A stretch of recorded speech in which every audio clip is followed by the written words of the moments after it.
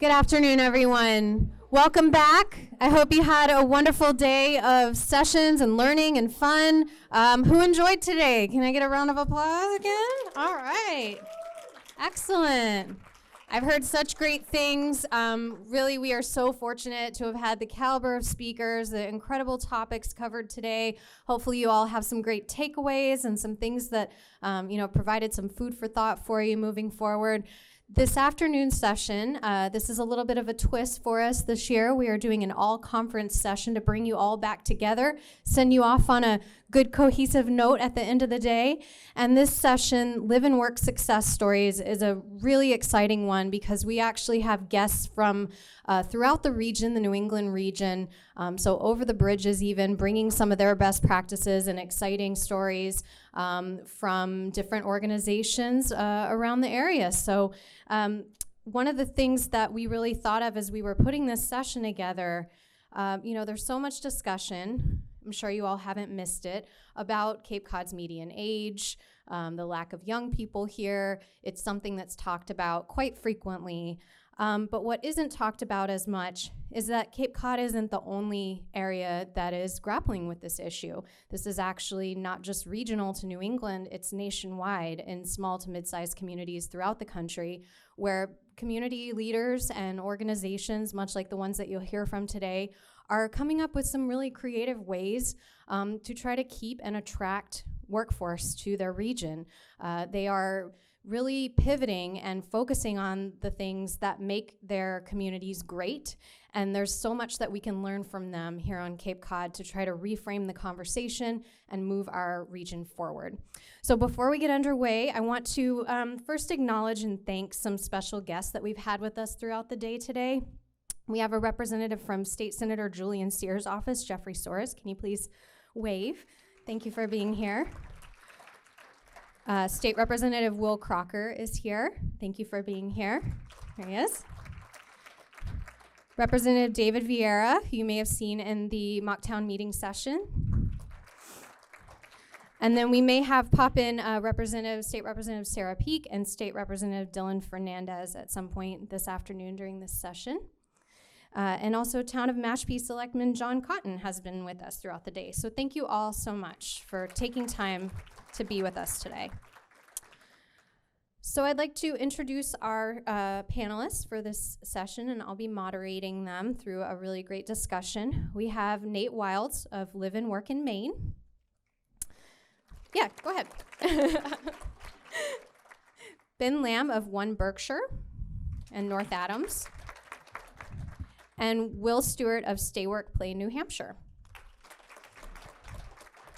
So all of our panelists have graciously agreed to travel from across the bridge to come and be with us this afternoon. And really we want to talk with them a little bit about what's working for their regions, what challenges they've faced as they've embarked on these really creative campaigns.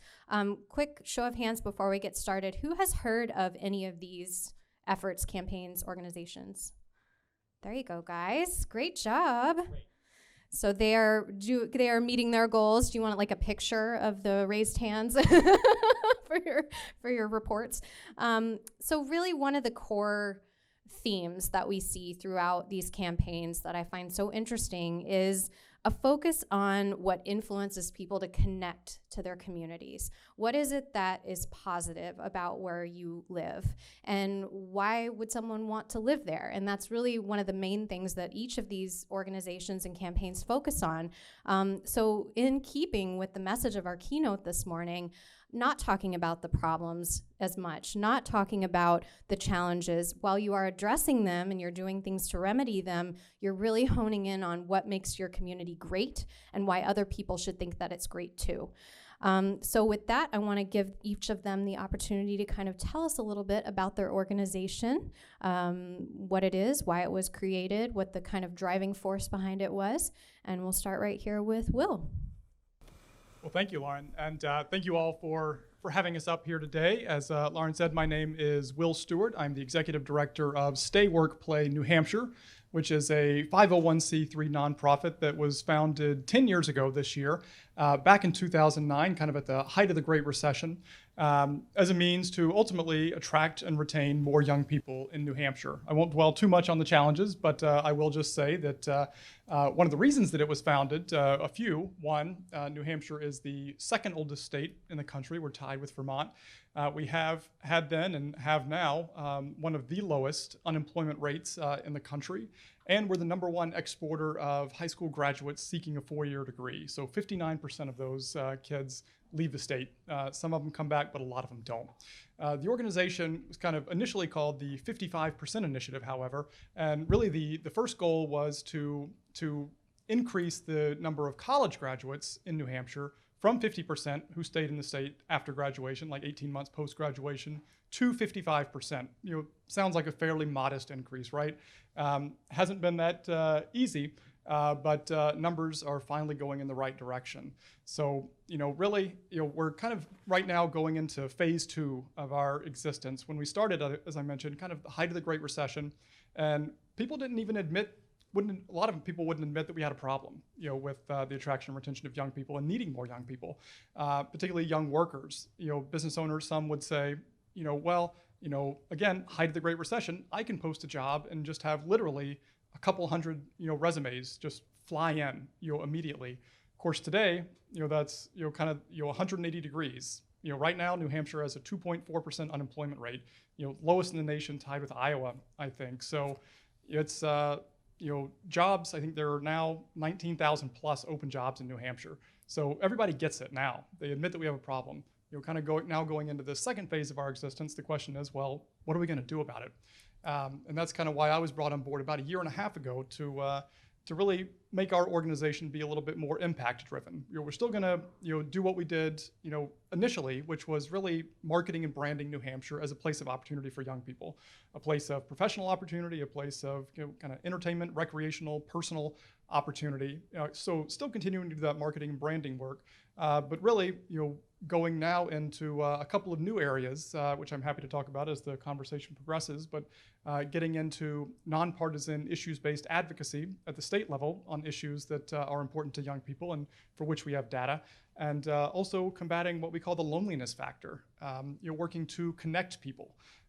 I'll share just one tidbit before I pass the mic here, but one of the things that we found through a survey that we commissioned about a year ago was that 1 in 5 young people in New Hampshire, when I say young people, 20 to 40, reported not having a single friend, nearby or in close proximity to them. And we found that really sad, on a personal level, right? But from a workforce retention level, it's very concerning because if you don't have friends, it means you're probably not involved in your community. You're probably not going out to grab a beer after work. You're probably not volunteering with the local nonprofit of your choice. You're not joining the Rotary Club or going to church or whatever your thing is. So we recognize the need really to help people get connected, to each other, to their communities, to local institutions, and ultimately to the state itself. So happy to talk a little bit more about that this afternoon. Great. Thank you, Will. Let's pass it down. Hi, everybody. My name is Nate Wilds, Executive Director of Live and Work in Maine. I'll spend just a minute on our structure because it's very unique in that we are an LLC and not a 501c3, though we will have one this year. And that's not because we sought out to create a profit. It's because the reason for our existence is that the private sector looked around at each other and the employer community looked around in Maine and said, why the heck are we vacation land? And we put this thing on our license plates, of which there are many out there. We have the most Maine, by the way, Maine is, fun fact, of across the country, the word Maine is the most commonly printed state on non-Maine license plates, meaning a lot of people that don't live in Maine love Maine. And so, and we're a state of 1.25 million people. 36 million people visit us every year. So we got vacation land down pat. We got that good. And the employer community is looking around saying, well, gee whiz, we did a really good job with that. Why the hell can't we get people to live here full time? There's no message. There's no coordinated vehicle for this. What the heck are we going to do?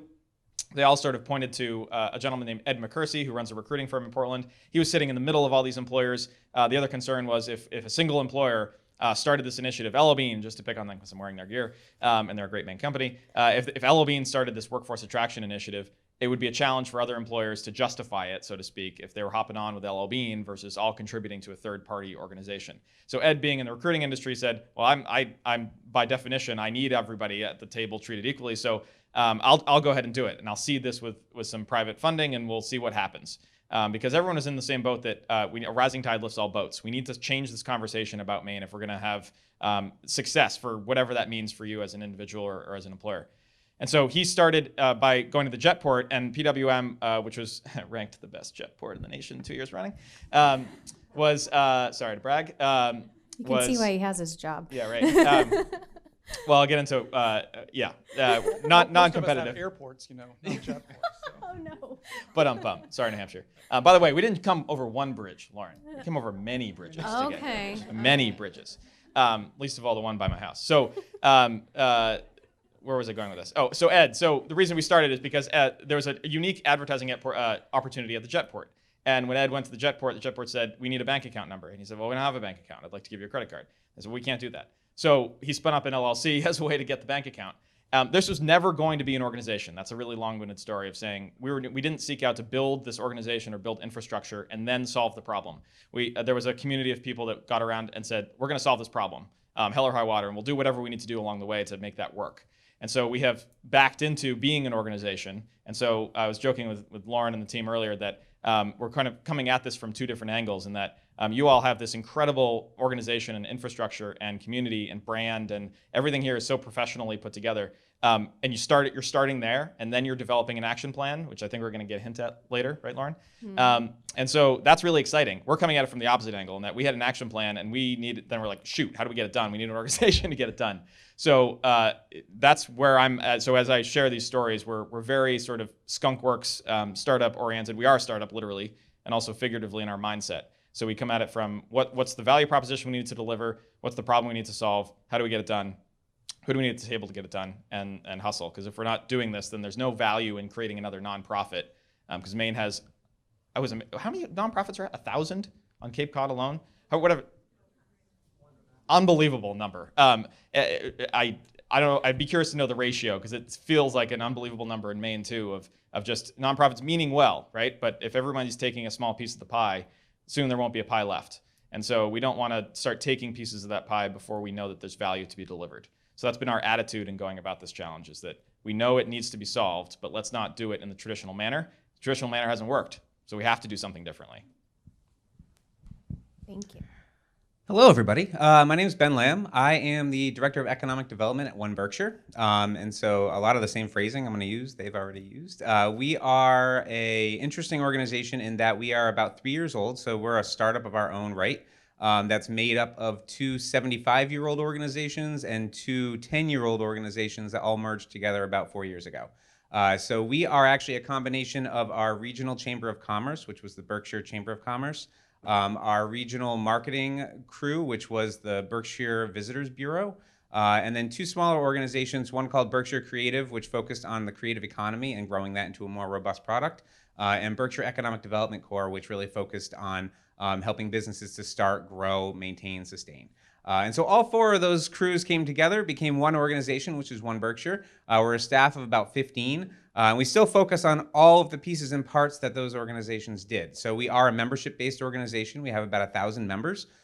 We are the visitor bureau for the county, so we do all of the marketing for Berkshire County. And now we are also the economic development organization as designated by the state. So we wear a lot of different hats and we do a lot of different work, which makes us a really interesting entity when it comes to thinking about this workforce recruitment, retention, growth, the pivot of the local economy, and kind of the agility pieces that come along with trying to think creatively without sort of overpowering the folks that have been there forever. So we are a fairly well-aged county in terms of our population, and we have seen a lot of struggle just historically in attracting and retaining our youth and our younger professionals. Most folks know the Berkshires as a vacation spot. We're very similar to the Cape in that respect. We have a very robust hospitality and tourism industry, and we have for over 100 years. That's just sort of been the identity that the Berkshires has carried.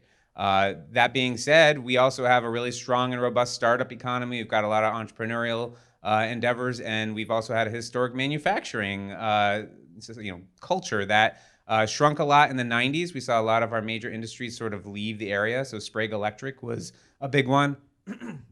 General Electric was a massive employer in Berkshire County that also phased out at that time. And so we've seen this reinvention of what the Berkshire economy is, and that's given us this unique opportunity to sort of grab a hold of it and be part of what that re-envisioning looks like. So we've done a lot of ideation over time. And as One Berkshire was created, we went from thinking about just being an ideation and talking around a table kind of phase to now being that implementation and activation phase. So a few years ago, we did a study called the Berkshire Initiative for Growth, which specifically focused on recruiting, retaining, and growing our population of millennials in that particular age group. So all the way up from 18 years old, essentially, all the way up to 45.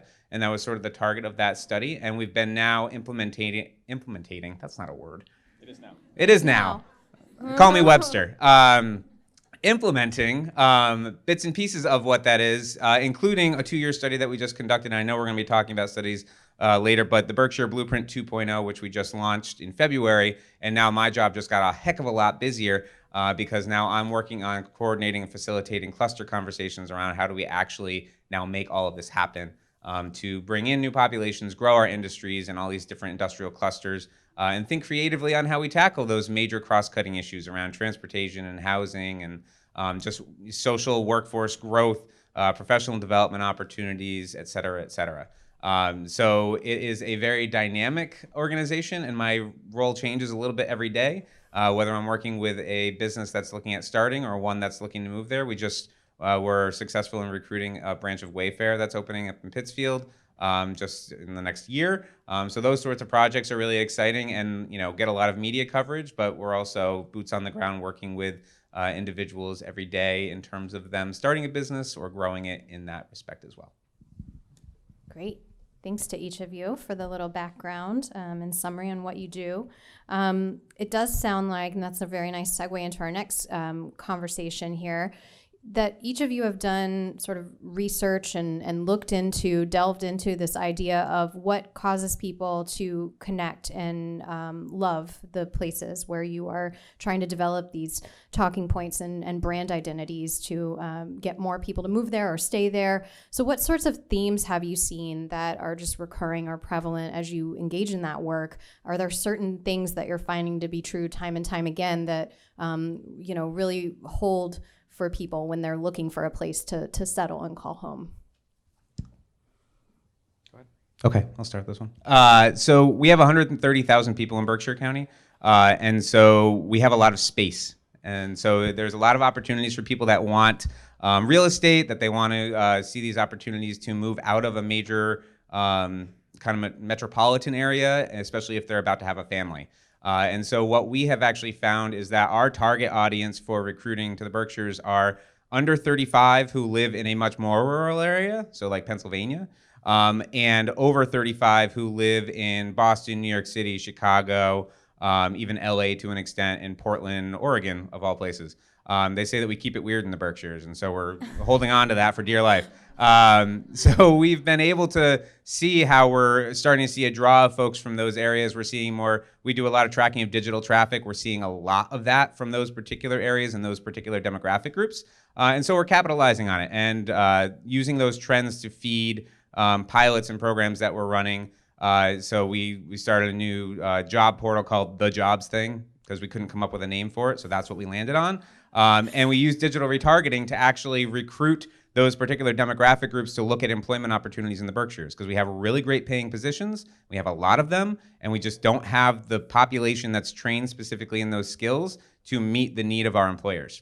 So now we're pushing those positions out into those demographic groups using social media and digital retargeting, which we've been doing for hospitality and tourism for a decade or more. But we've been able to tune that tool into this now new dynamic employment recruitment opportunity. So using those trends of the younger folks that are looking for more culture, because we've got some major cultural institutions like Mass MoCA and Tanglewood and Norman Rockwell Museum and all those things, and then also capitalizing on the fact that you can buy a house for $30,000, move-in ready, raise a family, have the space, et cetera. I know, right? Did you say 30,000? 30,000. My mom bought a duplex for $35,000 and moved in the next week. and now rents the upstairs to my cousin. Hey, So nope. Put those hands that down. was in 2016. Yeah. So about 100 years ago, give or take. So anyway, lots of opportunities, and we're seeing that kind of attention now to the fact that they can live, now they can work because we know they have positions there, and they've already been playing there for 100 years. So it's been great. What he said. Plus, I would just, speaking generally, going up to 30,000 feet here, I think the opportunity the Cape has is similar to respect, I think, that all three of us are probably going to speak to, in that your value proposition, you have a value proposition already delivered, in that you don't struggle to get people here, period.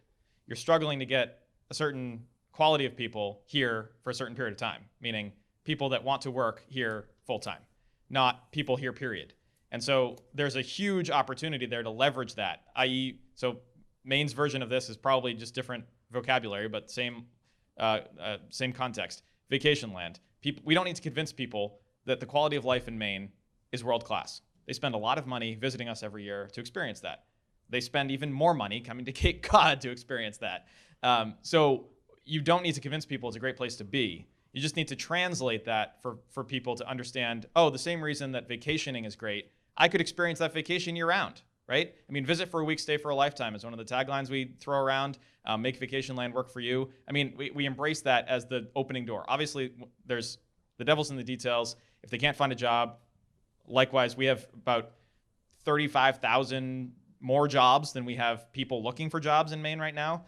And so, our problem is that people just don't know there are jobs in Maine, period. But they do know it's a great quality of life. So that's our entrant, right? That's our level one. You know Maine. You know Maine's great quality of life. What if I could tell you that you could get paid to experience that quality of life? What do you mean? Oh, we have jobs in Maine. What? There are jobs in Maine? I mean, seriously, sometimes it's that reaction. And so it's that translation, and it's leveraging the good stuff you've got going on already that makes this job easy in one respect, in that you don't need to educate people about the value of Cape Cod. You need to educate people and connect the dots in their mind between what they know Cape Cod to be and what Cape Cod could be to them. And I got a hint of a video that might show some success stories in that regard. I like it. So you mentioned trends. What trends are we seeing in research? And as I mentioned, kind of teased myself a few minutes ago, Stay, Work, Play, we commissioned a survey back in December of 2017, really looking at data on what young people, again, that 20 to 40-year-old demographic in New Hampshire looks at, what factors they take into consideration when making the decision to stay or to leave. On the positive side, one of the things we saw, which, perhaps no surprise, far and away, people loved pretty much everything related to the outdoors. They liked the quality of the environment. They liked the outdoor, recreational opportunities. They liked the parks that are available. They also, cited, great schools. They cited, kind of sense of community and safety. Those were all, kind of the top tier things. And I would argue those are things that not just, young people like, but, everyone, kind of likes those things. Of course, what we did see too, and, what people want at different stages in their lives is important to think of too. And, certainly that was, no different in our data. We saw that, people in their early 20s, New Hampshire maybe not be, might not be the hottest place for them. When you get to I think kind of to your point too, Ben, about who you're targeting and where, when you start getting in that early to mid 30s and you start thinking maybe more settling down, having a family, then things like great school districts and, sense of community and safety, become really, really important. And, paying the astronomical rents in, Boston for a tiny little space, not so attractive at that point. We're seeing, definitely seeing those trends, and I think, from the outdoors, we all have that in common, and what people like it. Of course, that has to be balanced with, what people don't like too. And I know we don't want to dwell on the negative, but, New Hampshire, like Cape Cod, like parts of Maine, maybe not, the Berkshires, but expensive places to live, for young people. That's a huge issue. Some of the other things we saw that, were negatives among the group, lack of public transportation, lack of cultural diversity, lack of nightlife and entertainment. And what I thought was interesting was, they said lack of jobs and career opportunities. I should say quality jobs and career opportunities. And I think the word quality is key there.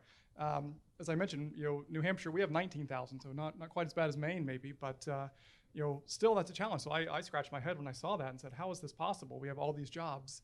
But I think a lot of it is geographically based too. In New Hampshire, we're a small state, not too much bigger than Maine population-wise, but very far apart. And generally speaking, the farther north and west you go in New Hampshire, the harder it is to find good jobs. If you're in advertising, for example, there are only so many advertising firms once you get approaching the White Mountains. And if you want to make a vertical move, even a lateral move, you're going to have a hard time. So those are kind of the overall trends that we're seeing. Can I throw something in there, Lauren? Yeah, So go just ahead. made me think of something. Something we're all dancing around, but maybe haven't said overtly, is that we all, well, I don't want to speak for you guys, but we've talked enough that I think I can, that we've identified the kinds of talent that our areas need and have, well, I can speak for ourselves. We sometimes struggle to remain focused on that, but we know we need to, in that Maine is not going to be a metropolitan, high finance, great entrant if you want to go, learn stock market, right? For example, that's not something we're going to compete in. So if somebody says, comes up to us and says, pitch me on Maine, I want to move there, we're going to say, no, sorry. If that's what you're interested in, Maine's probably not the not the right place for you. We're 1.25 million people, right? You pass that number of people in like a second when you're driving in Boston or New York City. So it's a numbers game, and it's also all relative. We know the talent that Maine needs. We also know the talent that's likely to succeed there. And so remaining focused on that and saying no is really hard. And I don't, sometimes literally it's no, but it's more about explaining and the politics of this explanation of why aren't you trying to encourage more people in their 50s to move to Maine? I got that question the other day. Discrimination. Well, yeah, yes, literally, it's discrimination. I mean, I get accused of discrimination now and then. And first of all, we're not focused on young people. We're focused on what Maine needs. What does Maine need? We need a more robust, balanced workforce. We have a lot of people in their 50s and a lot of people in their 60s. And the challenge isn't attracting more of them. The challenge is keeping them in the workforce or getting them back into the workforce. So it's not just about young people. It's about creating that balance in the workforce.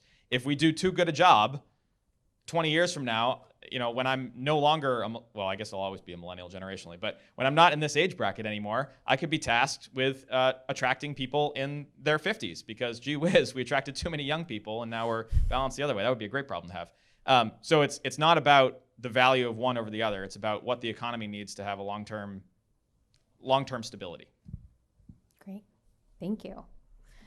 So as you've embarked on these efforts, we've touched on this a little bit already. What kind of challenges have you faced as your campaign? Hello? I'm gone again. Challenges, like a mic cutting out. There we go. Construction. What sorts of challenges have you faced as you're trying to address these issues? So very briefly, because we've touched on it, and I thought the keynote this morning was a great way to set the tone. The cultural challenge is the biggest thing. I think we all suffer. We're all Yankees. We all suffer from this like woe is us Yankee attitude that has existed in the Northeast forever, probably. Of it's like, well, it's the sunniest day of the year. I've seen sunnier, right? It's like, oh, it's pretty windy out there when it's breezy. I mean, and I'm sitting there in my hotel room here last night looking out on the beach, and I caught myself thinking like, oh man, it's really cold out there. Are you kidding? Like 8 weeks ago it was friggin' cold out there. It's not cold now. And so it's all relative, and the cultural problem of recognizing that we don't just have to be optimistic. You don't have to be optimistic. Get the hell out if you don't want to be optimistic. I mean, if you hate it here, move, right? It's as simple as that. So if you love it, stay. And if you want to stay and you still want to keep your job, it's your obligation to tell people how much you love it. Because if you don't, guess what? You're going to have to move because your job's going to go away. So it's sort of like basic math. If you're not an optimist, force yourself to be one because that's the only way you're going to succeed. He's talking about being an ambassador for your community too, which I think is pretty important. Is that something that you've encountered as a challenge maybe? I think, that can be a challenge. I think there are always, and, we're looking at our organization, to form a group actually, called ambassadors, who will be out there, telling that story. And, those people who are, naturally the cheerleader types. And they're out there, and those are the people you definitely want on the front lines. And those people tend to self-identify too, which is good. I'll say for other challenges, I mean, financial, that is a big challenge. I think I mentioned that, seemingly everyone in New Hampshire from, the governor on down to certainly every HR director I ever talked to and business owners too, and municipal leaders, nonprofit leaders, again, they all admit that we have a problem. Yes, this is an issue. We need more young people in New Hampshire. However, when it comes time to fund it, that can be a challenge. And I think, it's a number of reasons, some that are unique to New Hampshire and some are not. New Hampshire, we are very fiscally prudent because we have no money. I think the word is cheap. Cheap, yes. We are, again, in true Yankee fashion. Yeah, indeed. So it doesn't help that New Hampshire doesn't have an income or a sales tax, so we don't have much money to play with to begin with. However, it's one of these challenges where it can be, sometimes it can almost seem too daunting. Well, there are so many macroeconomic factors as to why people live where they do, economies in one place, and so many factors that affect economies. What can anyone do? And I think the beauty is that you can have these groups like Nate said, so no one has to own it individually. And so Stay Work Play, for example, we are entirely funded by the private sector. We have partners, in government that we work with, in academia, but we're 100% funded by the private sector. But even then, it gets to be a challenge. Some people, seeing turf, battles, the hospitals might say, well, why aren't you focusing more on healthcare recruiting? The tech companies, they want us to focus on that. The manufacturing companies, we need these specific skills. But I think I heard someone say earlier, really the point is the challenge is to get that buy-in. And that collective buy-in to say, what we need is that rising tide lifts all boats. We just need more people in general and more young people in particular.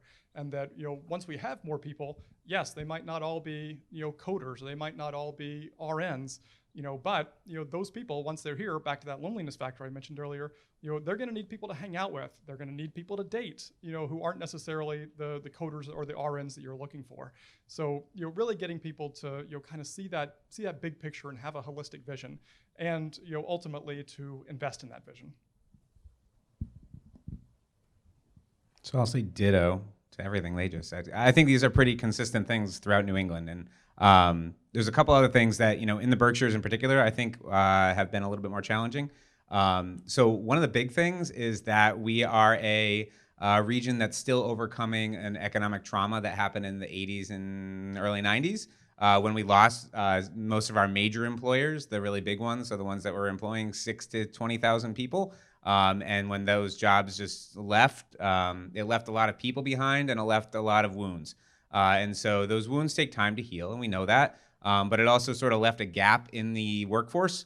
So we see kind of this interesting thing where you do have that population in their 50s and 60s that are still in the workforce, and then you have this gap where we're still trying to fill in, kind of that mid-level leadership.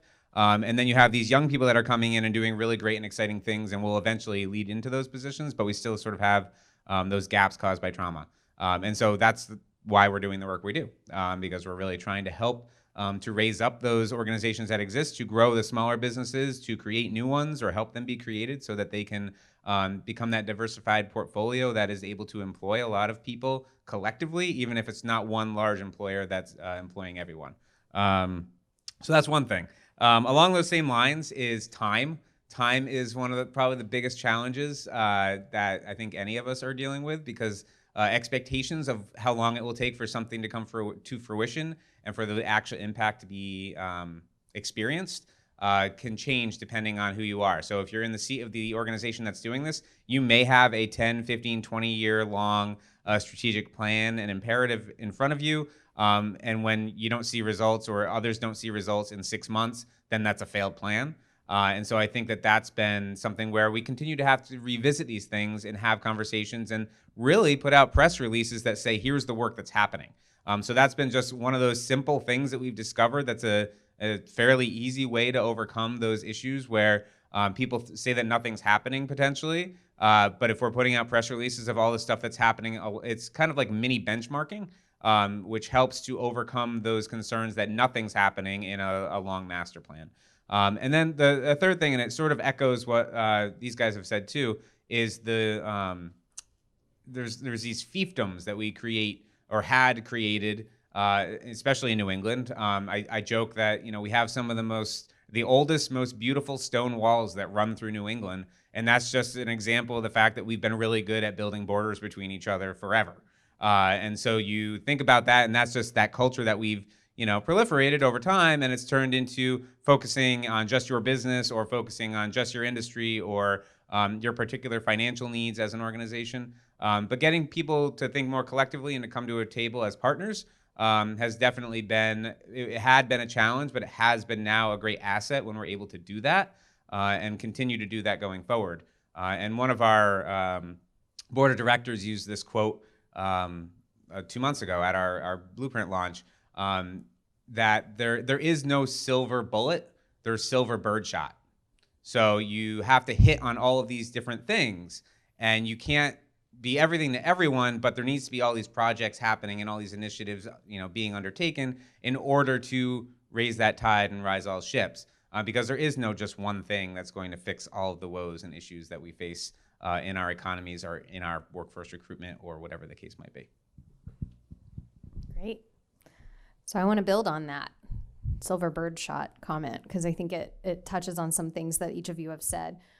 How do you, when there's so many interrelated issues here that you're dealing with, lack of young people for the workforce, or transportation issues, or housing, whatever the case may be, how do you zero in on a problem and really define it and focus on one thing to work on? And maybe it's not one thing, maybe that's the answer, but I'd love to hear each of you, your take on that.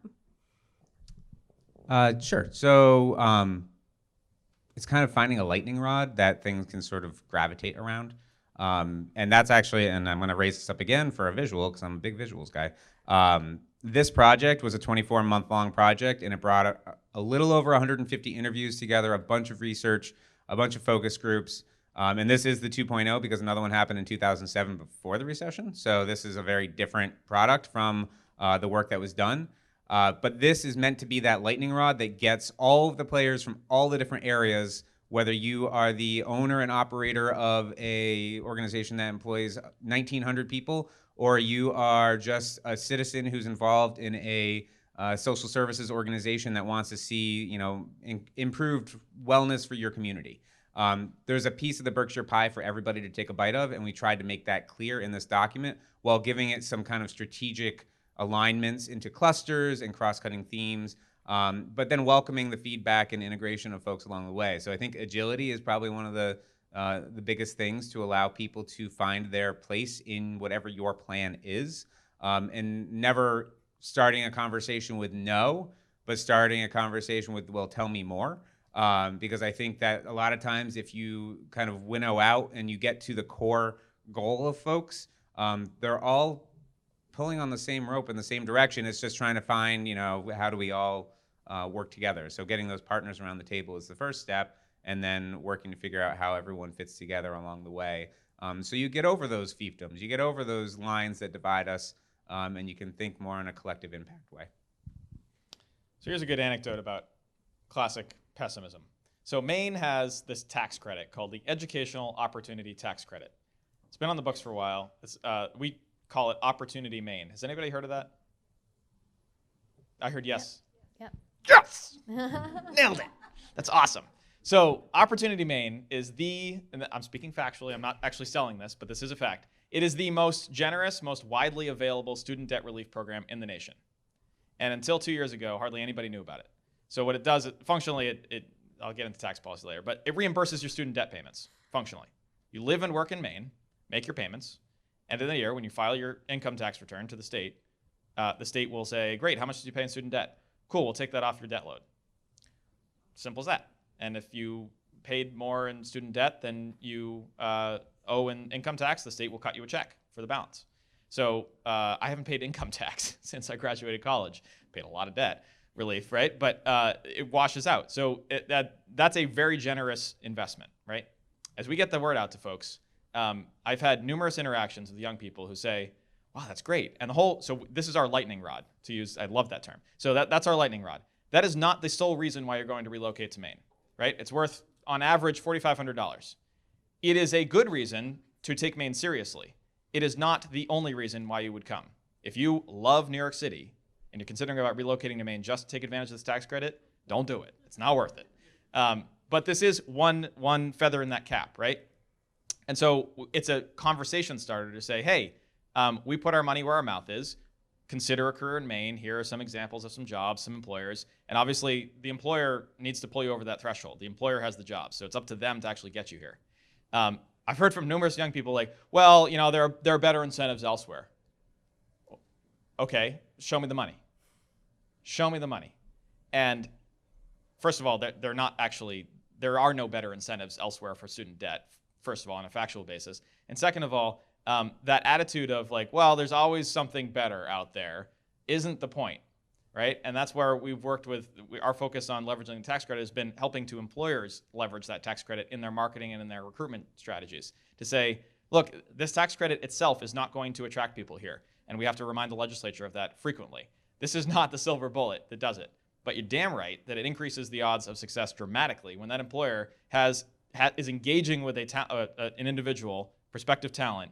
That employer has them on the hook, right? They're talking to them, and they need some stuff to convince them. This tax credit could convince them. It's not going to be, hey, you want this tax credit? Great, we'll also give you a job. No, we're going to give you a job, and we want you to say yes. And here are some reasons you might say yes, like this tax credit, like our quality of life, et cetera, et cetera. So that's been our lightning rod area of focus as a way of demonstrating that A, it can get people over that threshold, or B, it could be the conversation starter that gets them to that job. But either way, it's a bunch of influencing factors. That's a really sharp tool. You can have a few sharp tools. You can have a bunch of dull ones. Maine has like one or two sharp ones and a bunch of dull ones. So whatever that makeup is fine. But those tools have to be accessible to the employer community above all else. And that's the biggest thing we've learned. And fortunately, we learned it quickly because this is where we started from. We started with the employer community because we don't hire anyone. Don't ask me for a job. Can't have mine. Sorry. Yet. So you're right. There are no shortage of issues that need to be addressed. I'd say from an income tax credit, we can't compete in New Hampshire because we can because we don't have taxes to begin with. So I know. Okay. Hey, it's so rarely it's so rarely we get to have these conversations with peers and rib on one another. So we take the opportunity when we can. I know. Our beer's better. Oh no! Stop. Okay. No comment. You do have great beer in Maine. And I'm sitting next to a brewer himself. I will say that what Stay Work Play has done in New Hampshire to kind of narrow the field, recognizing that we can't do everything. In fact, we can't do much of anything on our own. So I think first of all being able to find allies and partners is key, because I don't think any one organization or business or even government has all the resources to do everything that needs to be done. We don't have enough time in the day, and we don't have enough money. At Stay Work Play, we're a full-time staff of 3 with a budget of $200,000. To say we are under-resourced is with the task that we're up against is an understatement. We have what we call shared goals and shared outcomes. Again, recognizing that we can't do everything ourselves, and that there are so many factors that are just out of our control. The global economy is out of our control, but that affects so much of what happens to New Hampshire businesses, to name just one factor. So one of the things we've chosen to do, I keep going back to this survey that we commissioned, but we believe that since we don't have all the resources that we need to do everything, we need to be very focused in what we're doing if we really want to make an impact, and we do. So we took this survey, and again, really, at least just to use one example for advocacy.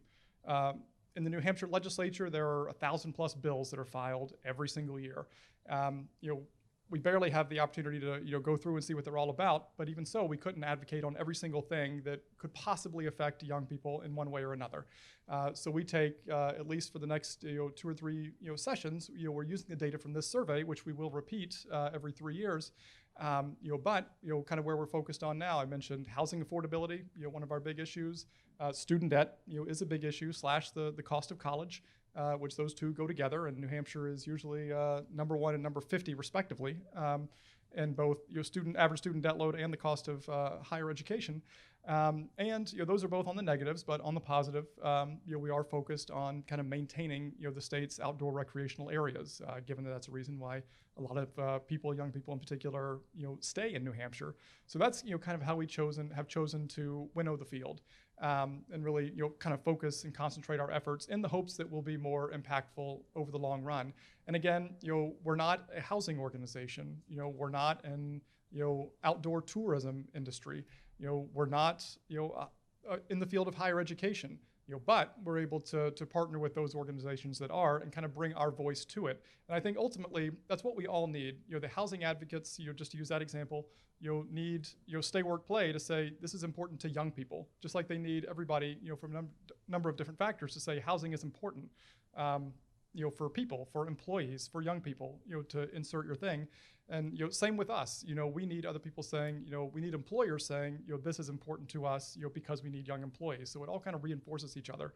So that's, my advice would be, get the data, find out, first of all, find out, who is it that you want to attract? We can't be everything to everybody, to Nate's point. So find out who you want, find out what they want, and then, attack it from there.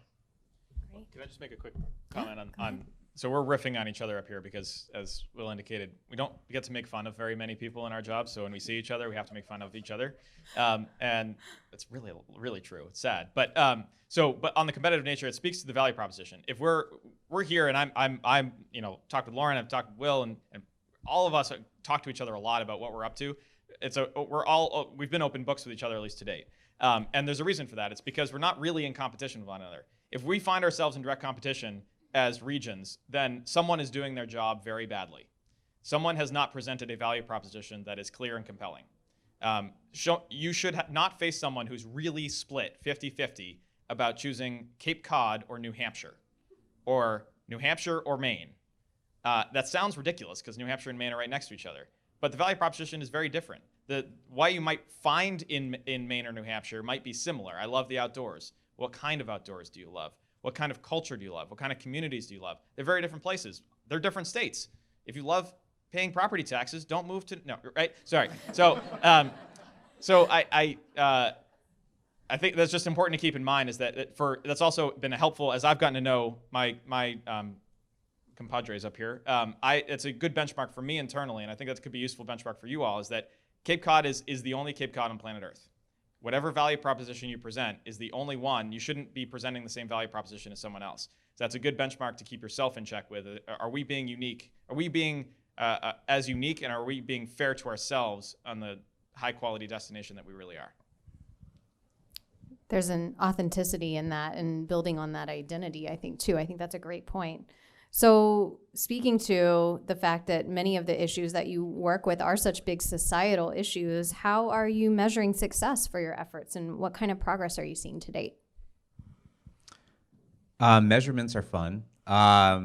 So we try to make everything that we do as data informed as possible. But we really do rely on a lot of anecdotal case study work.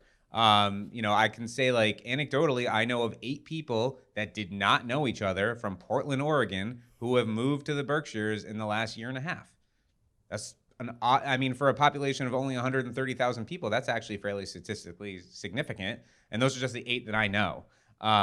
So a lot of our information is garnered in that respect. It's conversations with people. It's making sure that we're networked into the right stakeholder and partner pools, because they're the ones that are collecting a lot of this information for their own private purposes, but collectively it can inform larger projects that are happening on a county-wide or a region-wide initiative.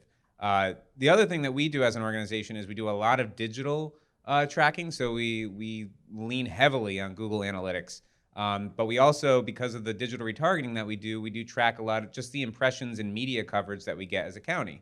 And that's one thing that I think as an organization we've gotten pretty good at, and I think there's simple things that can be done in any area. I mentioned the press release thing, just in terms of getting your information out there on a regular basis, because if you were to, and I didn't do this study, so I'm just kind of pulling this out of thin air, but if you were to, just mention the beginning of a project and the end of a project and see how much media coverage you get, and then do the same exact project, but over the course of that time do several different press releases, people will think more is happening when you do the multiple press releases than when you don't.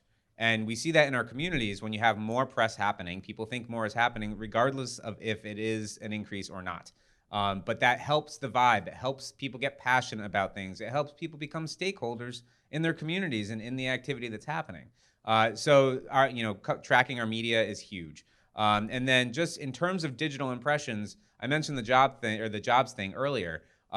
We are very reliant on being able to talk to folks that post on that board to say, here's the benefit of posting there, because it is a pay-to-play operation.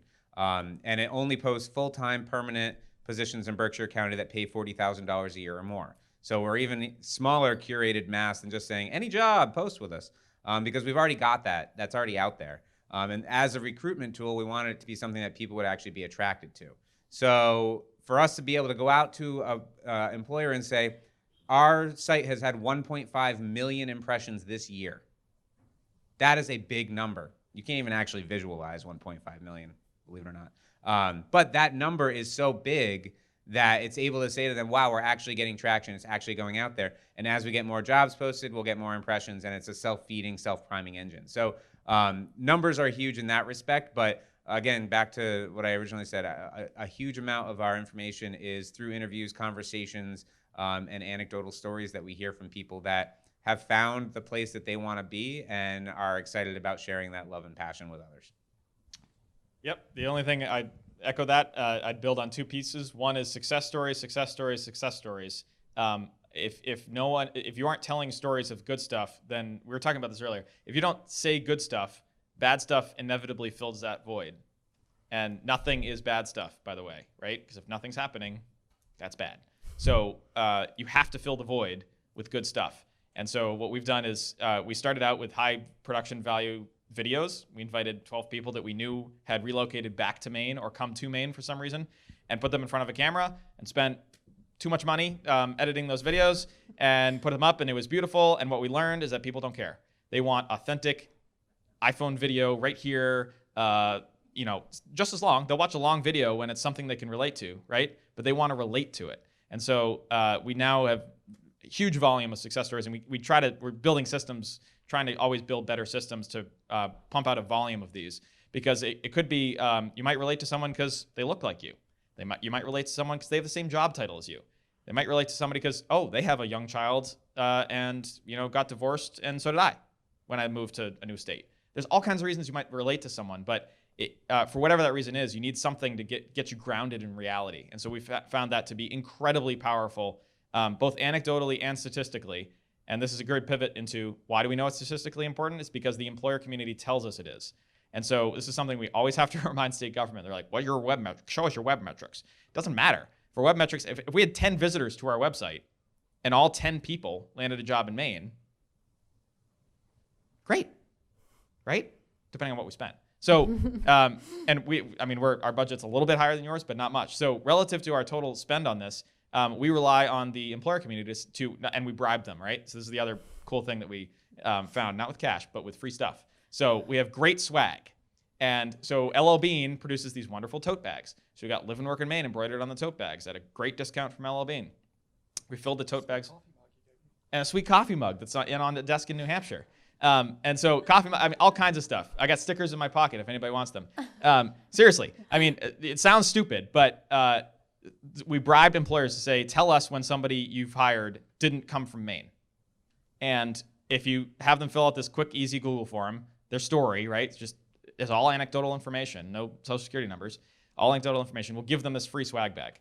And the employer's like, hell yeah, because it's a great welcome kit for a new employee. We're like, hell yeah, because we got their story. And then they've got all this stuff lying around that shows positivity and optimism about why they're in Maine. And so it checks a lot of boxes. But again, we all have to remember that unless you're an employer, unless you're someone that hires people, you can't move the needle.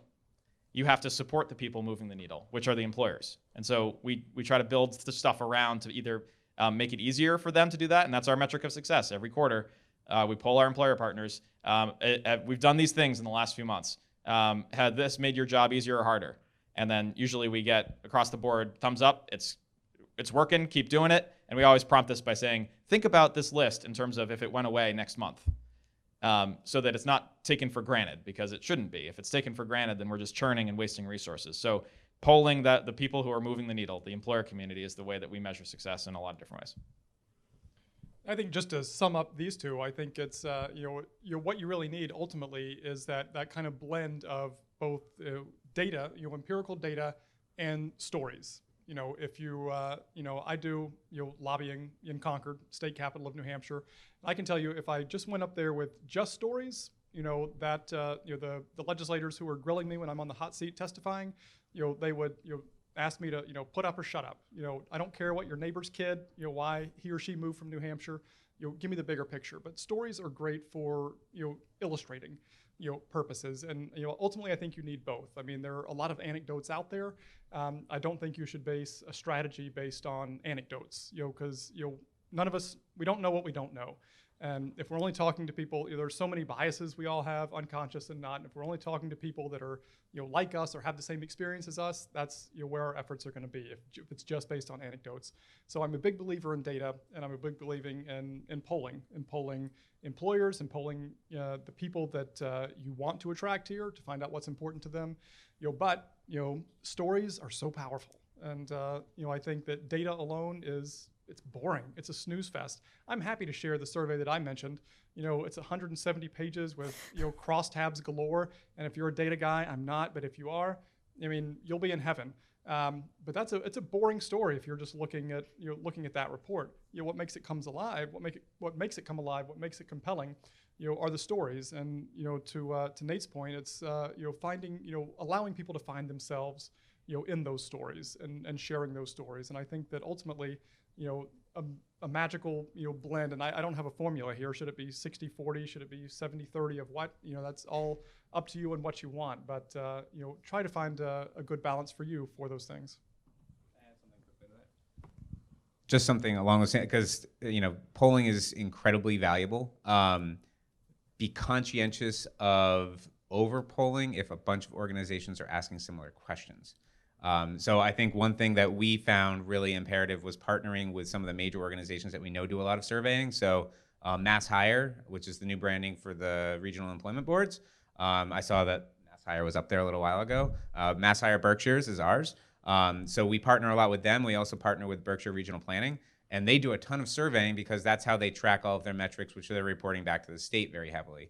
We're fortunate that we're not heavily funded by the state, so we have a little bit more leeway in that respect. But if they're already getting a survey annually or after every posting of a job or whatever from one of these entities, we don't want to re-survey them. So either working together to make sure that your questions can get inserted into pre-existing survey conduits or polling conduits, or making sure that you're getting the data from people that are already doing this work is also helpful, because I think you don't want to see this atrophy of people not responding because they've seen too many of them, or that survey exhaustion, I think is the phrase. But definitely a huge tool in terms of having that data. Great. Thank you all. So I want to transition and take a couple audience questions if anybody has questions. Before we do that, just a quick note that we do have a really special treat for you after those audience questions. We want to share a special project that we've been working on at CCYP that is inspired by the great work being done by our peers in the other states here in New England. So with that, do we have anybody that has a question? All right. One of the challenges that I'm sure all of you guys have faced, given your geography, that we certainly face, is the perception and sometimes the reality of being so secluded. So you guys have a lot of rural communities. We don't have as rural, but those two bridges really make it seem like we're really far away. Are there specific things that you've been able to advertise or do to overcome that perception, or in some cases that reality? I think you're right. There's perception, there's reality, and both need to be addressed depending on, again, who you're wanting to attract. I know, New Hampshire, for example, particularly among the communities in Metro Boston, Boston North, kind of has the moniker of Cow Hampshire. That once you hit the state line, it's all farmland, and I hadn't heard that for the record. That's a new one. Yeah, I think you should. Yeah, make it a thing. Cow Hampshire. Yeah, make fetch happen, will you? I want a bumper sticker. Cow Hampshire. All right, I'll trade you when I get those made. But I think that it's all about, again, figuring out who you want and what they want, and then accentuating what you have that they want. We know in New Hampshire, to y'all's point too, that we're not. If you want an urban experience, if you want to live in a loft apartment and take Ubers everywhere and use bike share programs to get everywhere you want to go, New Hampshire is probably not the place for you. I live in Manchester. We have loft apartments and Uber and the bike share program, but that's not the case for everywhere. And not everybody wants that. I think it's unfair to. I'll just say I like to say this because I hate people who will just make blanket statements about any generation. All baby boomers want this. All Gen Xers want that. Recognizing that not all of everybody wants something. So there are a lot of people in this country, in this world, who want exactly what Cape Cod has to offer. Just like, and to Nate's point about, value propositions, that we all have unique value propositions. So, don't try to be something you're not. Be authentically Cape Cod. I don't know if I answered your question, but that's what I have. I just offer a reality check that I find it laughable that you think you're remote. I mean, it's hilarious that. That's more perception. I know all about Maine. So Gotcha. I know what secluded really Are you relocated? means. No. Secluded was the word. I'm sorry. So but I've heard this whole the lamenting the bridges thing, and it made me think. Last week I was corrected by my business partner at the brewery that I was 5 minutes late for a meeting. I was 5 minutes late because I hit 2 red lights. I was like, oh God, it's like so much traffic. Right? It's all relative, and it makes it sound like I live in Cow Hampshire, but I don't. I like that. That's a good one. So I just and to echo Will, so if you're trying to attract people that are coming from downtown Boston, yeah, you're pretty secluded, right? But is that who you want? Is that who you think will is that your target customer, right? Because that's the other thing that I tend to have to translate in the community organization world, that we all have to sort of balance between that and the business community and the state. I have to translate. We're in a sales job. We are all in a sales job. This is sales. You are selling a place. And so if you are so blah about the product or service you're selling that you aren't enthusiastic about it and you don't get somebody else excited about it, you're a terrible salesperson, right? So that's the whole positivity point, is that either you love it or you don't. And if you don't love it, don't sell it, move to another place that you love. And that's the ultimatum. I know that's a bit extreme, but it really has to be that. And that we're in a place where we can't afford to attract everybody. You're not going to be successful in attracting everybody. So be who you are, identify that, speak it loudly, forever hold your peace. What they said. So the Berkshires, it's kind of interesting because you all talk about having bridges. We have a bunch of mountains in the way. So we have a similar kind of treatment, right? So you have to go over the mountains to get to us. When you look at, a lot of times people consider Western Mass, we've seen maps literally at conferences of Western Mass, and they cut off the Berkshires. We aren't there. It just ends at Pioneer Valley's edge, and there be dragons. That's really the perception, and that's an identity that I think is both a blessing and a curse, depending, right? Because we're still this gem, this hidden thing, this thing that you go and you discover it, and you discover it and you love it and all this other stuff. So we play with it because it's the reality of how we're perceived by the state in a lot of ways, especially when it comes to funding mechanisms. We also joke sometimes that we're basically southern Vermont because it just runs a straight line right down into us. And so we share a lot of similarities with our neighbors like that. The interesting thing is so Pittsfield, which is basically center of Berkshire County, if I draw a 3-hour radius around Pittsfield, there's about 36 million people in that 3-hour radius. If I draw that same 3-hour radius around Boston, it's about a third of that.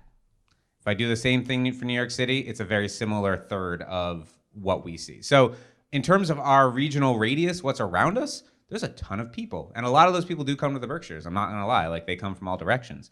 But that's just one of those things that when we talk about that, it's wow, that's, maybe you aren't in the middle of nowhere because you're actually in the middle of everything. And so it's sort of changing that perception in that respect. Now, getting there is a whole nother story because, like I said, the mountains are there, but also we don't have a commuter rail of any shape or type. Our public transportation is significantly underfunded, so that becomes a very big challenge and one that we're constantly tackling in a more strategic way now, especially thinking about that last mile from any bus stop kind of thing. I actually think on Martha's Vineyard, for instance, I love their summer routing of their bus. Like, I feel like that's a really great model. And so stealing ideas is what we like to do, right? But the rail conversation is happening in all different ways now, talking about, west to east, Boston, commuter rail opportunities, because we do have people that would either love to live in the Berkshires and work in a city or vice versa. And so trying to really figure out how do we get to that point to make it a reality that they can be there, but that's a generational project. That's my kid might get on that rail someday. And again, that goes to the whole conversation around timelines and how that can be a challenge, because what we're working on today might not have an impact until we're long gone elsewhere in the universe. So Let's take one more. This question is for Ben. So I grew up in Western Mass, and I actually wanted to see if you have encountered any challenges with the casino in Hampden County, and how that has been impacting your initiative and trying to retain or attract young professionals in the hospitality business, especially. Sure. Yes and no. Actually, it's interesting because your question is kind of a twofold thing. We are actually really happy to be partnering with. So One Berkshire as an entity has already connected with MGM, and we have this really good relationship with them. And we're talking about how can they actually lean on the health, wellness, massage, retreats, all that's happening in the Berkshires, and use that as essentially their spa resources for the folks that are right over the mountains at the casino, because the casino has a very small footprint for their spa. It's only about 3,000 square feet. If you cumulatively put all of the square footage that we dedicate to spas and retreats in the Berkshires, it's well over 100,000 square feet of that kind of space that exists. And it's only about 40 minutes away from where they are. So we're having those really good conversations now. We've been having them for months at this point, and we're starting to see how they're going to plan all these pieces. In terms of the workforce piece, this is a blessing of the mountains. We don't see a ton of people that are thinking, I'm going to live in the Berkshires and then cross the mountains and go to Springfield. No, most of them are actually going to stay in the Berkshires and continue working there. I think where we see more push and pull is, so for instance, with Wayfair coming in, they're going to be hiring 300 people, which is a huge employer for Berkshire County, and we're super excited for that. But there is this kind of nervous anticipation of what that's going to do to the hospitality folks, because they're call center jobs primarily, and that's the type of personality that they're really going to be seeking, is people that can work well with others on the phone, have a good demeanor, and are looking for a full-time benefited, year-round position versus more seasonal employment, which you see in the hospitality industry. So, working with that type of a challenge is something that we're actively doing in terms of the workforce development piece. And we're working with the educational institutions to really build up a new population that can fill these positions. And I think that some of that may trickle over into the Hampden County area, especially because they're also doing the same thing with their educational institutions in terms of getting people ready for the jobs that are being created, and the not necessarily skunk work positions, but the peripheral positions that are being created around these megatropolis kind of entities that have this really cool appeal to them in the economy. Great. Thank you. Thank you. Well, before I turn it over to our Summit Committee Chair, Craig Orsi, to introduce this special video, I want to thank each of our panelists for taking the time to travel out to the Cape and be with us this afternoon. Let's give them a big round of applause. And as I pointed out at the beginning of this session, you had some state representatives, representative from the state senator's office. If you've heard something that you like here today, that you think the Cape or Massachusetts should be doing, reach out to them. Let them know what you think. Tell them that you've heard a good idea at the summit and that you think we should be doing it here too. This was an exercise to learn and try to take away some best practices. And I do want to end us on a positive note. And so can we just do like a quick little 2-second for each of you to honor our awesome keynote this morning? Tell us something good. I learned a shitload today. Period. I was not here, unfortunately, earlier to learn that shitload, but Nate and I are actually going to the same conference next week down in Philly, so I'll be sure and grill you on the shitload of good stuff that you learned. Something good, my one and only, the apple of my eye, my son is turning 8 on Sunday. Very excited. echo the shitload. I have like 3 pages of notes in this notebook from today, which is awesome. But I would just say the fact that I got to meet these 2 fine gentlemen over the course of this process, because otherwise I would have never have heard their names or met them necessarily. Because again, we kind of get sequestered into our areas and we don't get to, rag on each other as much as we'd like to rag. So that's definitely something good on my. And that's just I'd like to echo a thank you to Lauren and the team, because this event is great, and you guys, I think there's a lot more reasons to be optimistic than the tone that I heard in some points throughout the day, and that you are so far ahead of many other regions in that it's a problem, and you don't just know it's a problem, but you've taken the initiative to get together and do something about it, and you've got people in leadership roles that care. So just do something. That's the easy part. Thank you. Thanks, everybody.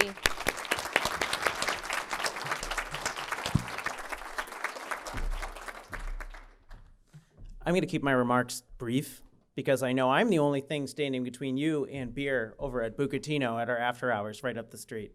So I also do want to start off by saying a few thank yous to our sponsors, Cape Cod 5, and all of our vendors that are here, to the town of Falmouth and to the Seacrest, whose generous support has made this possible this year. We are very happy to be here for the 3rd year in a row. It's a wonderful venue, and it's a chance for us to put on a great event. I also want to thank the amazing Shape Your Cape Summit Committee. I know they've been thanked 2 or 3 times today, but they've made me look really good. They've made everybody here look really good. They've put in a ton of work. We start working on this in August of the prior year, and they've had to deal with late night emails, random text messages, phone calls, and all kinds of stuff that they're chasing down. So they wrote all the outlines for the sessions. They wrangled all the presenters, kept everybody on track, and just overall did a great job. So I want to give them a round of applause.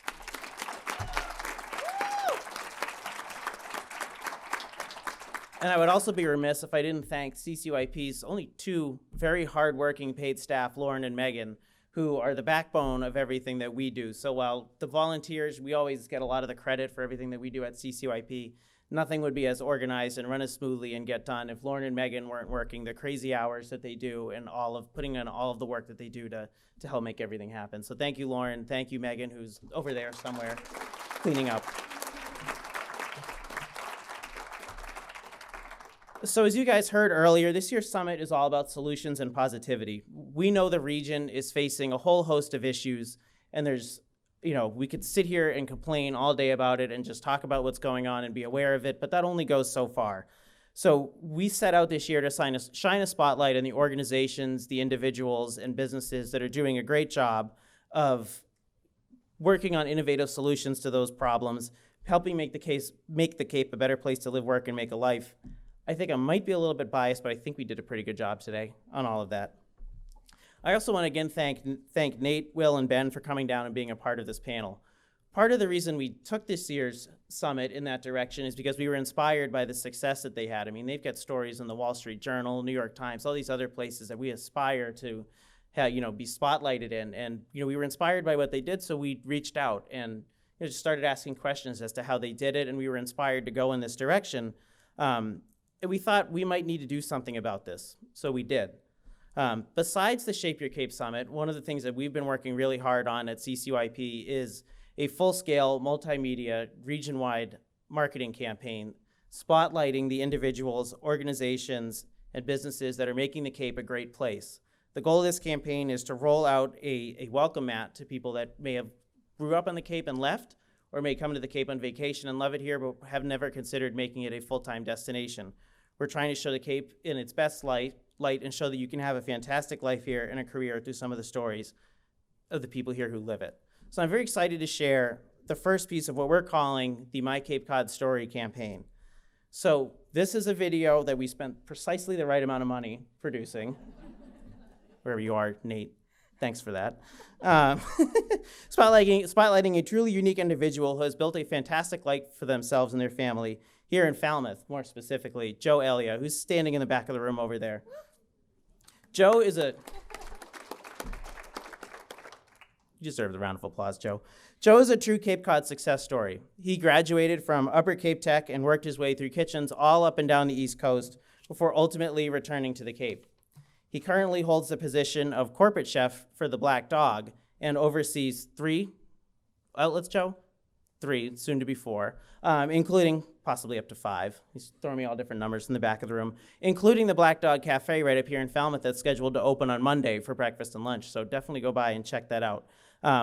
Joe's worked incredibly hard to get to where he is, and he's a tireless advocate for Falmouth and for his industry, serving on the board of the American Culinary Federation, the Cape Cod chapter, and several other boards, including the Falmouth Service Center. So we thought, what better way to kick this campaign off than to spotlight one of Falmouth's own? So let's get it rolling. Hi, I'm Joe Elliott. This is my Cape Cod story. I was born here, lived in a house on Palmer Ave, my first house. I went to Upper Cape Tech and born, and I graduated in 2004. When I was 12, my family owned the Red Apple Deli in Buzzards Bay, and I started off there sweeping floors, taking trash out, stocking produce shelves. I did that all through high school, and then after high school, I left and I went to Virginia because my mom was down there, my brothers were down there, so I went down there and I worked down there. I worked at a Carrabba's and a Hilton Garden Inn for a number of years. Me, my wife now, girlfriend at the time, we traveled between Virginia and Florida, Virginia to Massachusetts. We bounced a bunch of times. I think we moved easily about 6 or 7 times in the matter of 2 or 3 years. Just because we're trying to find the right spot and where we want to settle down at. We want to raise our kid in a small town, give them the experience that we had growing up. I stay on Cape Cod because it's home. It's a great place to raise a family. It's small town living. Everyone knows everyone. A professional is anybody who is a master at their craft. To be a professional, if you make it where you can start giving back to your community, you should, and get involved, because that's just going to push the future of the Cape and the Cape itself. Because there are plenty of young kids coming up, and they need to see you can make it as well in order to keep the Cape going. Well, young professionals, they only make it on Cape Cod. It's, do you want to make it on Cape Cod? You got to work for it.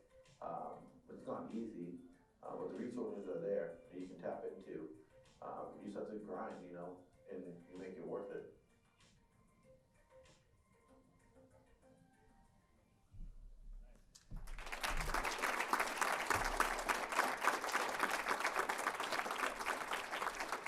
So a huge thank you to Joe for putting up with hours and hours of us following him around with cameras and shooting every aspect of his life for it. And a huge thank you to Hawk Visuals, who are also right there in the back, for doing such an incredible job producing the video and helping us produce the other videos in this series. So thank you for watching, and definitely feel free to submit your own Cape Cod story to CCYP. We'll consider it for a future video.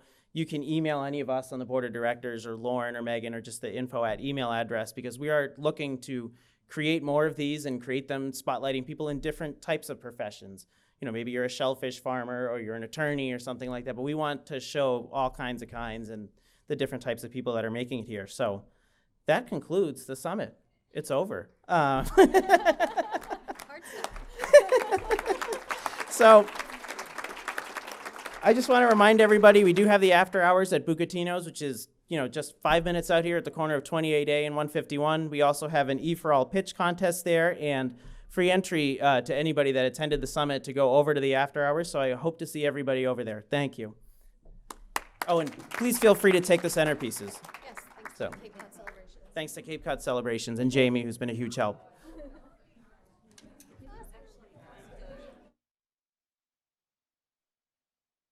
Can we get all the board members in front of the CCYP backdrop and the summit committee? Don't leave yet, please.